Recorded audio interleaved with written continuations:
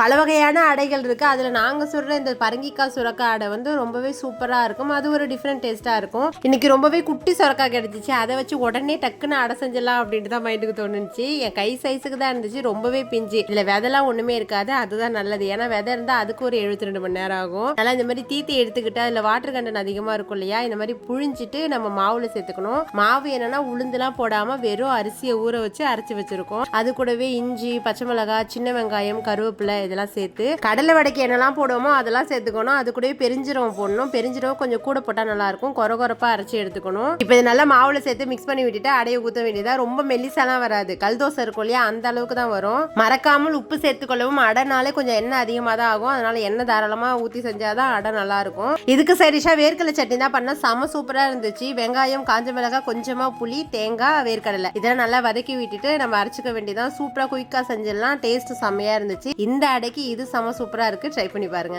ஆனா என்ன, இந்த சட்னி ரொம்ப பேஸ்ட் போடலாம் அரைக்க கூடாது. ரொம்ப அரைச்சோம்னா வேர்க்கடலையில் உள்ள எண்ணெய்லாம் வெளில வந்துடும். அதனால கொஞ்சம் கொரகொரப்பா அரைச்சிக்கணும். இந்த அடைக்கு மாவு அத்தை அரைச்சி கொடுத்தாங்க. அது வெள்ளையா இருக்கவும் என்னால அடனே ஒத்துக்க முடியல. என் மனசு பொறாண்டுச்சா. அதனால கொஞ்சமா காரத்தூள் போட்டு செஞ்சேன். அதுவும் சூப்பரா இருந்தது. இல்ல சில்லி ஃபிளேக்ஸ் இருந்தாலும் போட்டுக்கலாம். சூப்பர் டேஸ்டா இருக்கும். ட்ரை பண்ணி பாருங்க. அப்புறம் நான் யூஸ் பண்ண இந்த பிளெண்டர் அகாரோட ரீகல் பர்சனல் பிளெண்டர் உங்களுக்கு வேணா டிஸ்கிரிப்ஷன் லிங்க் கொடுக்குறேன். தேவைப்படுறவங்க வாங்கிக்கோங்க.